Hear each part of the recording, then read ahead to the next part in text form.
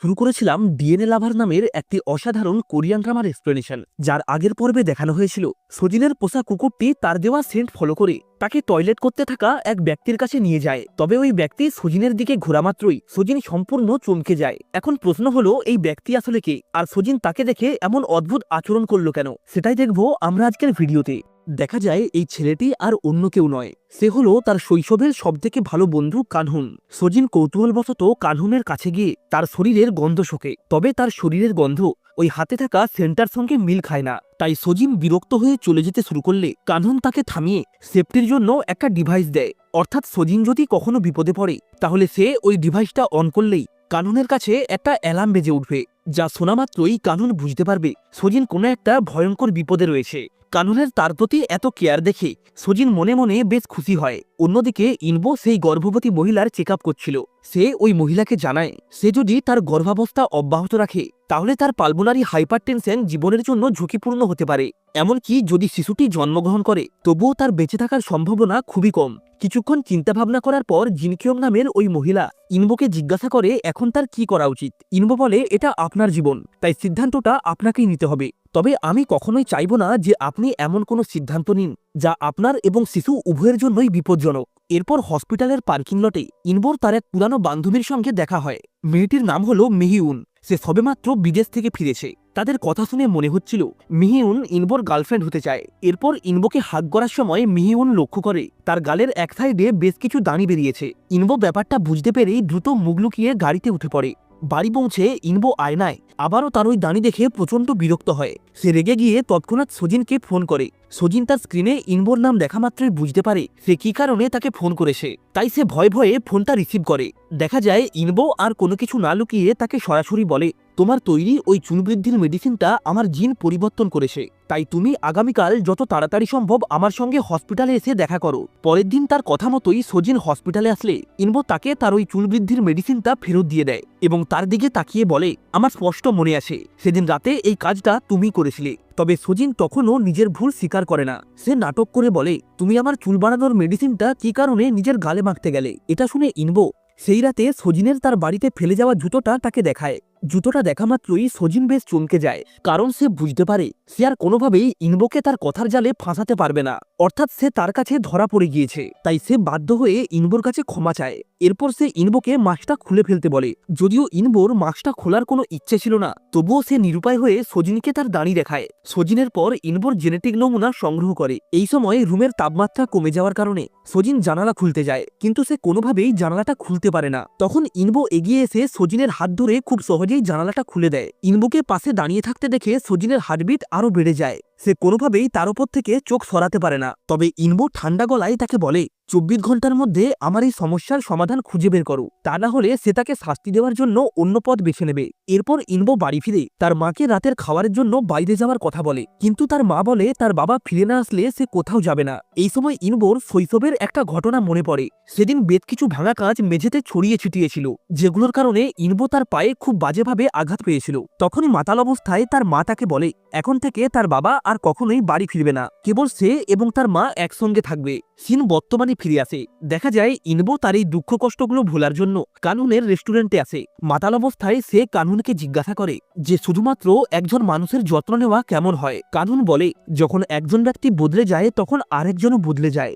ইনবো বলে তার মাকে এইভাবে একটা মানুষের জন্য নিজের জীবন শেষ করতে দেখে তার মনে এক অদ্ভুত ঘৃণা তৈরি হয়েছে। কথাটা শুনে কানহুন বুঝতে পারে ইনবো কেন ক্রমাগত গার্লফ্রেন্ড চেঞ্জ করে, তাই সে ইনবোকে একা থাকার চেষ্টা করতে বলে যাতে সে অন্যের গুরুত্ব অনুভব করতে পারে। কিন্তু ইনবো বলে সে এখনো মেয়েদের সঙ্গে থাকতেই পছন্দ করে। সিন পরের দিনে শিফট হয়।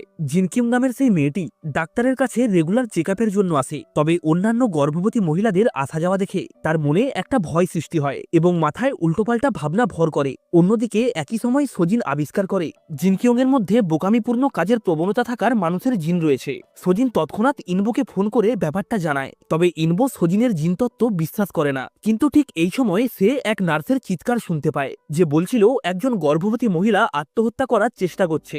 কথাটা শোনা মাত্রই ইনবো তৎক্ষণাৎ ছাদে দৌড়ে যায় এবং দেখে ওই গর্ভবতী মহিলাটি হলো জিনকিয়ং। ইনবো তাকে আশ্বস্ত করার জন্য বলে সে তার ইচ্ছেকে সম্মান করবে, এমনকি তিনি যদি তার সন্তানের সঙ্গে মাত্র একদিনও কাটানোর সুযোগ পান তবুও সে যথাসাধ্য চেষ্টা করবে। তবে জিনকিয়ং এখনও তার সন্তান হারানোর শোকে শোকাহত। সে তার সিদ্ধান্তে অটল হয়ে ছাদের ধারেই দাঁড়িয়ে থাকে। সোজিন জিনকিয়ংকে শান্ত করার জন্য তার সমস্ত সাহস সঞ্চয় করে রেলিং টোপকে জিনকিয়ংকে রাজি করানোর চেষ্টা করে। এরপর সে জিনকিয়ংকে পেছনে টেনে নেওয়ার জন্য নিজের হাতটা বাড়িয়ে দেয়। তবে জিনকিয়ং সোজিনের হাত না ধরে রেলিং থেকে হাত ছেড়ে দেয়। সোজিন এটা দেখা মাত্রই দ্রুত জিনকিয়ংকে ধাক্কা মেরে ভেতরে ঠেলে দেয়, কিন্তু এর ফলে সোজিন নিজেই ব্যালেন্স হারিয়ে ছাদ থেকে পড়ে যেতে শুরু করে। জীবন মৃত্যুর এই মুহূর্তে ইনবো হঠাৎ করেই দৌড়ে এসে সোজিনকে শক্ত করে জড়িয়ে ধরে এবং তার সাথেই নিচে ঝাঁপ দেয়। তবে ভাগ্যক্রমে তারা ফায়ার সার্ভিসের প্রস্তুত করা সেফটি ম্যাটের ওপরে গিয়ে পড়ে। তারা নিচে পড়া মাত্রই কানহুন বুঝতে পারে আসলে ওই মেয়েটা নয়, ওপর থেকে সোজিন নিচে পড়েছে। তাই সে চিন্তিত হয়ে তার কিছু হয়েছে কিনা দেখার চেষ্টা করে। এখানেই সোজিন জানতে পারে কানহুন এবং ইনবো দুজনেই বন্ধু। ইনবো এটা জেনে বেশ অবাক হয় যে সোজিন এবং কানহুন ছোটবেলা থেকেই বন্ধু। সেই রাতে সোজিন এবং কানহুন একসঙ্গে ড্রিঙ্কস করতে বেরিয়েছিল। ড্রিঙ্কস করার পর সোজিন তার মৃত বাবার কথা মনে করে অনেক কষ্ট পায়। কানহুনও এটা নিয়ে বেশ অনুতপ্ত ছিল, কারণ সে সোজিনের বাবাকে বাঁচাতে পারেনি। যাওয়ার আগে কানহুন সোজিনকে একটা হট প্যাচ দেয় এবং ক্ষতস্থানে সেটা লাগাতে বলে। রাতে শুয়ে শুয়ে সোজিন ইনবো কিভাবে জিনকিয়ংকে সান্ত্বনা দেওয়ার চেষ্টা করছিল সেটাই ভাবতে থাকে। এদিকে ইনবো সোজিনের জিনকিয়ংকে বাঁচানোর সেই বীরত্বপূর্ণ মুহূর্তটা মনে পড়ছিল। এইভাবে তারা দুজনেই একে অপরের কথা ভাবতে থাকে এবং ধীরে ধীরে একে অপরের প্রতি আকৃষ্ট হয়। সোজিন ছাদ থেকে পড়ে যাওয়ার সময় ইনবোর শরীর থেকে এক অদ্ভুত সুগন্ধ পেয়েছিল, যেটা সে কোনো মতেই ভুলতে পারছিল না। সোজিন পরীক্ষা করতে চাইছিল যে সে সত্যি তার প্রতি আকৃষ্ট নাকি এটা কেবলমাত্র তার একটা ভুল ধারণা। তাই সোজিন ব্যাপারটা টেস্ট করার জন্য ইনবোর ঘাম সংগ্রহ করার সিদ্ধান্ত নেয় এবং কানহুনকে অনুরোধ করে সে যেন ইনবোকে বাস্কেটবল খেলতে দেখে পাঠায়। সোজিনকে যেহেতু কানহুন তার ভালো বন্ধু মনে করে তাই সে তার কথাটা ফেলতে পারে না। ম্যাচের সময় সোজিন কানহুনকে চেয়ার করার জন্য একটা প্লাগার ধরেছিল, কিন্তু তার চোখ ইনবোর উপরেই স্থির ছিল। খেলার পর সোজিন গোপনে সবার চলে যাওয়ার অপেক্ষা করছিল যাতে সে ইনবোর পরা শার্টটা চুরি করতে পারে। তবে সোজিনের অদ্ভুত আচরণ ইনবোর চোখে পড়ে। শার্টটি পাওয়ার পর সোজিন ল্যাবে ফিরে তার পরীক্ষা চালায়। সে শার্টটিকে জলে ভিজিয়ে নেয় যাতে তার সুগন্ধ ছড়িয়ে পড়ে। এর ফলে ইনবোর শরীরের গন্ধ বেরিয়ে আসে। যদি সোজিনের এই ঘ্রাণ আরো বেশি পছন্দ হয় তাহলে ইনবোর সঙ্গে তার জিনগত সামঞ্জস্য রয়েছে। অন্যদিকে ইনবো মিহিনের সাথে রেস্টুরেন্টে খেতে যায়। তবে যখন তারা খাচ্ছিল তখন ইনবো সোজিনের কথা না ভেবে থাকতে পারছিল না। সোজিনের চঞ্চল এবং প্রাণবন্ত ভাবমূর্তি ইনবোকে তার দিকে আরো আকৃষ্ট করছিল।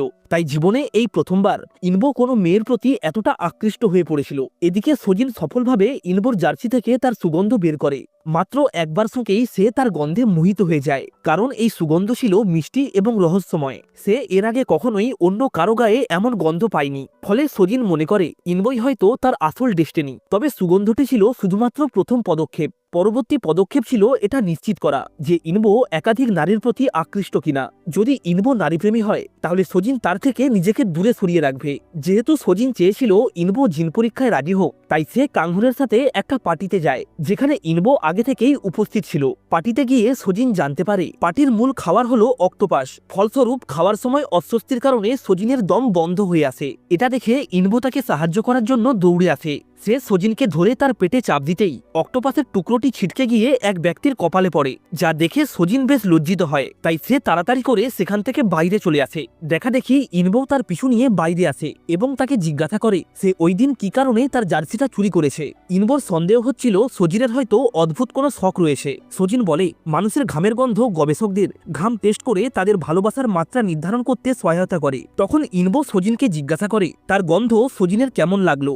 সোজিন বলে তার গন্ধ খুব ভালো। এটা শুনে ইনবোর মনে হচ্ছিল সে ইনডাইরেক্টলি তাকে প্রপোজ করছে। তবে তখনই সোজিন তাকে বলে এটা শুধুমাত্র টেস্টের প্রথম পর্যায়। ঠিক এই সময় সেখানে কাংহুন এসে বলে সে সোজিনকে বাড়িতে পৌঁছে দিয়ে আসবে। এই কথা শুনে ইনবো এগিয়ে এসে বলে সোজিন চাইলে সেও তাকে বাড়িতে পৌঁছে দিতে পারে, কারণ তারা দুজনেই একই রাস্তায় যাবে। তখন কাংহুন বলে সোজিন তার বাড়ির কাছেই থাকে। এরপর সে সোজিনের কাঁধে হাত রাখে এবং তাকে সঙ্গে করে নিয়ে চলে যায়। পরের দিন সোজিন ইনবোর জেনেটিক পরীক্ষার সম্মতি পাওয়ার জন্য চুলের বৃদ্ধির প্রতিরোধক নিয়ে তার কেবিনে যায়। এরপর সে যখন ইনবোকে ওই মেডিসিনটা লাগিয়ে দিচ্ছিল তখন তাদের মধ্যে দূরত্ব কম থাকায় দুজনেরই হার্টবিট বেড়ে যায়। তাই লজ্জা পেয়ে তারা দুজনেই দ্রুত দূরে সরে আসে। সজিন ইনবোকে জিজ্ঞাসা করে সে কি কখনো বিপরীত লিঙ্গের গন্ধের প্রতি তীব্র আকৃষ্ট হয়েছে। এটা বলেই সে তাকে তার গন্ধ শুঁকতে বলে যাতে সে এটা বুঝতে পারে যে তার শরীরের গন্ধ ইনবোর পছন্দ কিনা। তবে ইনবো কাছে আসার সাথে সাথেই পুনরায় তার হার্টবিট বেড়ে যায়। তাই সে তৎক্ষণাৎ তার থেকে পিছিয়ে আসে এবং স্পষ্ট করে বলে তার কাছে যাওয়ার একমাত্র কারণ হলো সে চায় ইনবো যেন তার জেনেটিক পরীক্ষায় কোঅপারেট করে। সে আরো বলে অতীতে তার সমস্ত প্রেমিকের মধ্যে নারীবাদী জিন ছিল, অর্থাৎ তারা সকলেই ছিল প্লেবয়। তাই সজিন জানতে চায় ইনবোর জিনেও এমন কিছু আছে কিনা। তবে ইনবো বিশ্বাস করত না যে জেনেটিক কোডের ভিত্তিতে পুরুষ মহিলার সম্পর্ক বোঝা যায়। তাই সে তার প্রস্তাব প্রত্যাখ্যান করে দেয়। ফলে সজিনের তার পরিকল্পনা স্থগিত রাখা ছাড়া আর কোনো উপায় ছিল না। পরের দিন ছিল সজিনের বাবার মৃত্যুবার্ষিকী। এটি তার জন্য বছরের সবথেকে দুঃখের দিন ছিল। কানহুন সজিনকে তার পরিবারের সাথে সম্পর্ক ঠিক করার জন্য সাহায্য করতে চেয়েছিল, তাই সে তাদের তার রেস্তোরাঁয় আমন্ত্রণ জানায়। সজিন তার বাবার জন্য টেবিলে একটা বল এবং চপস্টিক রাখে। এদিকে কানহুনের বাবা সজিনের বাবার জন্য ওয়াইন ঢেলে দেয় এবং সজিনের যত্ন নেওয়ার প্রতিশ্রুতি দেয়। সজিন ওই আন্তরিক কথাগুলো শুনে তাদের ধন্যবাদ জানায়। এরপর সজিনের মা এবং বোন আসার সাথে সাথেই পরিবেশটা পাল্টে যায়। কানহুন পরিস্থিতি শান্ত করার চেষ্টা করে, কিন্তু সজিনের বোন স্পষ্টভাবে বলে তার পরিবারের ব্যাকগ্রাউন্ড তাদের থেকে আলাদা। সজিনের মা তার মৃত স্বামী ধনী না হওয়ার জন্য তার সমালোচনা করে। সে তার মেয়েদের মনে করিয়ে বলে যদি কারো আর্থিক অবস্থা ভালো না থাকে তাহলে তারা কেবল তার প্রিয়জনদেরই ক্ষতি করবে। এই কথা শুনে সজিন তার মাকে দোষারোপ করে বলে সে তার বাবাকে তার কাজের জন্য কখনোই ধন্যবাদ জানায়নি। এরপর সজিন এবং তার মায়ের মধ্যে তীব্র তর্ক শুরু হয়। তারা একে অপরকে দোষারোপ করে সজিনের বাবার কথা না শোনার জন্য। এই সময় ইনবো সেখানেই উপস্থিত ছিল। সে ওই তর্ক দেখে সম্পূর্ণ চমকে যায়। এদিকে মায়ের সাথে ঝগড়ার পর সজিন সেখান থেকে উঠে চলে যায়। কানহুন তার পেছনে যেতে চাইলে তার বাবা তাকে থামিয়ে দিয়ে বলে সজিনকে একা চিন্তা করার জন্য সময় দেওয়া উচিত। এরপর ইনবো যখন সজিনের কাছে পৌঁছায় তখন সে দেখে সজিন বাচ্চাদের মতো কান্নাকাটি করছে। তার মুড ঠিক করার জন্য ইনবো তার জিন পরীক্ষায় রাজি হয়ে যায়। সজিন এটা শুনে বেশ খুশি হয় এবং ইনবোর থেকে তার একটা জার্সি নেয়। টেস্টের সময় সে নার্ভাসভাবে প্রার্থনা করছিল যেন তার মধ্যে নারীবাদী জিন না থাকে। অবশেষে সজিন ইনবোর জেনেটিক পরীক্ষার ফলাফল পায়। ইনবোর অনেক ভালো গুণ দেখে সজিন বেশ খুশি হয়, কিন্তু শেষ বিভাগটি তাকে হতাশ করে, কারণ ইনবোর 7 নম্বর নারীবাদী জিন ছিল। এর অর্থ হলো বাইরের অনেক মহিলার সাথে তার সম্পর্ক ছিল এবং সম্ভবত এটা তার বাকি জীবন জুড়েও থাকবে। ব্যাপারটা জানতে পেরে সজিন অনেক ভেঙে পড়ে। সে জানতো না যে কিভাবে ইনবোর মুখোমুখি হবে। এই সময় ডাইরেক্টর সজিনকে সাহায্যের জন্য ইনবোর হসপিটালে পাঠায়। যেহেতু সজিন নিশ্চিত করতে চেয়েছিল ইনবো একাধিক মহিলার প্রতি আকৃষ্ট কিনা, তাই সে গোপনে তার পিছু নিতে শুরু করে। সজিন লক্ষ্য করে ইনবো একজন গর্ভবতী মহিলার জুতোর ফিতে স্নেহের সাথে বেঁধে দিচ্ছে। এমনকি সেখানে উপস্থিত সমস্ত নার্সরাও এই দৃশ্যটা মুগ্ধ হয়ে দেখছিল। এরপর সজিন যখন তার প্রেজেন্টেশন শেষ করে তখন সবাই হাততালি দিলেও একজন নার্স ঈর্ষার চোখে তার দিকে তাকিয়ে থাকে। সবকিছু সম্পন্ন হলে সজিন এই সিদ্ধান্তে পৌঁছায় যে ইনবো এসির মতো, যার থেকে সর্বদাই এমন একটা শক্তি নির্গত হয় যা আশেপাশের মহিলাদের আকৃষ্ট করে। এরপর সে যখন ওয়াশরুমে যায় তখন শুনতে পায় কেউ একটা বমি করছে। ঠিক তখনই টয়লেট থেকে একটা মেডিসিনের বোতল বেরিয়ে আসে। এরপর মহিলাটি বেরিয়ে আসলে সজিন তাকে বলে আপনার শরীরের অবস্থা ভালো নয়, অর্থাৎ আপনার শরীরের চর্বি স্বাভাবিকের তুলনায় অনেক কমে গেছে। তাই আপনি যদি এখনো ওজন কমানোর ঔষধ খাওয়া চালিয়ে যান তাহলে হরমোনের ভারসাম্যহীনতা তৈরি হবে, যার ফলে আপনার ডিপ্রেশনজনিত সমস্যা আসতে পারে। তখন মহিলাটি বলে তার স্বামী মডেলদের মতো শারীরিক গঠনের মহিলাদের পছন্দ করে। তিনি অনুভব করেছিলেন তার শরীর অতিরিক্ত চর্বিতে ভরা, যে কারণে তার স্বামী কম বয়সী মেয়েদের সাথে অ্যাফেয়ারে জড়িয়ে পড়েছে। তাই নিজের স্বামীকে ফিরে পেতে তিনি সবকিছুই করতে রাজি। সজিনের মহিলাটির প্রতি করুণা হয়। তার বিশ্বাস নারীবাদী জিনি হলো যত সমস্যার কারণ। তবে সজিন এটা জানতো না যে তার পাশে বসা মহিলা আসলে ইনবোর মা। এদিকে ইনবো তার বাবার সঙ্গে বসে কথা বলছিল। তার বাবা চায় সে হসপিটালের উত্তরাধিকারী হোক, কিন্তু ইনবো কেবলমাত্র একজন ভালো গাইনোকোলজিস্ট হতে চায়। ছোট থেকেই সে তার বাবার বিভিন্ন মহিলাদের সঙ্গে অ্যাফেয়ার দেখেছে। তার বাবা কখনোই অন্য কারো তোয়াক্কা করত না, এমনকি নিজের ছেলের থেকেও ছোট এক মেয়ের সঙ্গে অ্যাফেয়ার করতে তার লজ্জাবোধ হয়নি। তাই ইনবোর চোখে সে একজন চরিত্রহীন ব্যক্তি। এদিকে কাজ থেকে বাড়ি ফেরার সময় সজিনের সাথে তার প্রাক্তন প্রেমিকের দেখা হয়। সে অন্য একটা মেয়ের সঙ্গে তর্ক করছিল। ওই মেয়েটি সন্দেহ করে যে তার অন্য আরো এক মেয়ের সঙ্গে সম্পর্ক আছে। সজিন এই ব্যাপারটা কোনোভাবেই বিশ্বাস করতে পারছিল না, কারণ তার প্রাক্তন প্রেমিক মাত্র কয়েকদিন আগেই তাকে ঠকিয়েছিল, আর এখন সে তার নতুন প্রেমিকাকেও ঠকাচ্ছে।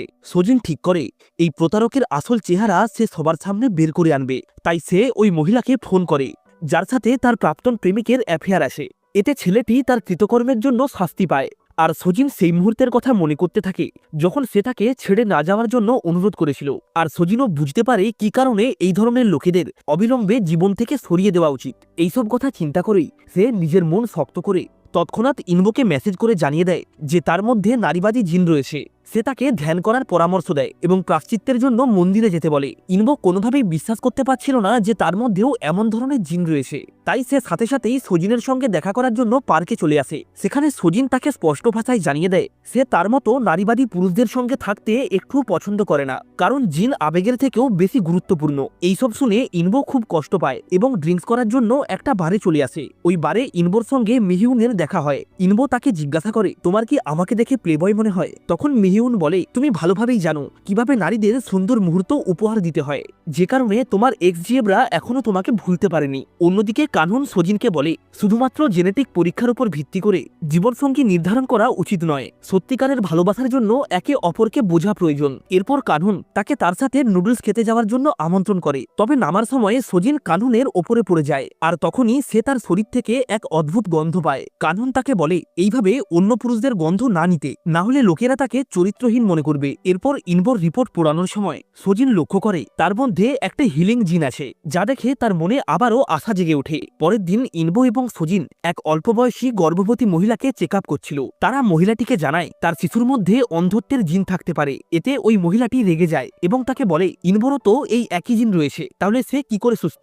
আসলে মহিলাটি হলো ইনভোর বাবার নতুন গার্লফ্রেন্ড। ইনভো এই ব্যাপারটা সম্পর্কে আগে থেকেই জানতো, কারণ তার মা তাকে ওই মেয়েটার ছবি দেখিয়েছিল। ইনভো মহিলাটিকে সতর্ক করে বলে তার বাবা কখনোই নিজের প্রতিশ্রুতি পূরণ করে না। মহিলাটি মনে করে ইনভো তাকে ভুল বোঝানোর চেষ্টা করছে, তাই সে রাগ করে সেখান থেকে চলে যায়। যখন সজিন জানতে পারে ইনভোর বাবা একজন প্লেবয়, তখন সে তার কথার জন্য অনুতপ্ত হয়। সে ইনভোর কাছে ক্ষমা চায়, কিন্তু ইনভো তাকে ক্ষমা করে না। বাড়ি ফেরার পথে সজিন অনুভব করে কেউ একজন তাকে ফলো করছে, তাই সে ভয় পেয়ে কানহুনকে ফোন করে। তবে কানহুন ফোনটা রিসিভ করে না। ঠিক এই সময় একজন ব্যক্তি তার উপর ঝাঁপিয়ে পড়ে, আর এই ব্যক্তি হলো সজিনের প্রাক্তন প্রেমিক। সে সজিনের থেকে প্রতিশোধ নিতে এসেছে। ঠিক এই সময় ইনভো এবং কানহুন দুজনেই সেখানে সময় মতন চলে আসে। কানহুন ওই ব্যক্তিকে মারধর করে এবং সজিন ইনভোকে সামলায়। এই সময়ে সজিন ইনভোকে বলে তার শরীরে যে হিলিং সংক্রান্ত জিন রয়েছে তা মানুষকে আবারও বেঁচে থাকার কারণ দিতে পারে, তাই সে আবারও তার জিন নিয়ে টেস্ট করতে চায়। তখন ইনভো বলে টেস্ট এইভাবে করা উচিত। এটা বলেই সে তাকে কিস করতে যায়, তবে সজিন তাকে নিজের থেকে দূরে সরিয়ে দেয়। কানহুন এই দৃশ্যটা দেখে ইনভোকে সতর্ক করে বলে সে যেন সজিনের অনুভূতির সাথে ছেলে খেলা না করে। এটা শুনে ইনভো তাকে জিজ্ঞাসা করে, তুমি কি সজিনকে পছন্দ করো? তখন কানহুন বলে সে তার পরিবারের মতো। এদিকে সজিন বাড়ি ফিরে সেই অসম্পূর্ণ চুম্বনের কথাটাই ভাবতে থাকে। আর এর সাথেই ড্রামার দ্বিতীয় পর্বটা এখানেই শেষ হয়। ভিডিওটা ভালো লেগে থাকলে অবশ্যই একটা লাইক করে চ্যানেলটাকে সাবস্ক্রাইব করে রাখবেন, এবং এই ড্রামার পরবর্তী পর্ব দেখতে চান কিনা সেটা অবশ্যই কমেন্টের মাধ্যমে জানাবেন। তাহলে আজ এই অবধি, দেখা হচ্ছে নেক্সট ভিডিওতে এই ড্রামার পরবর্তী পর্ব নিয়ে।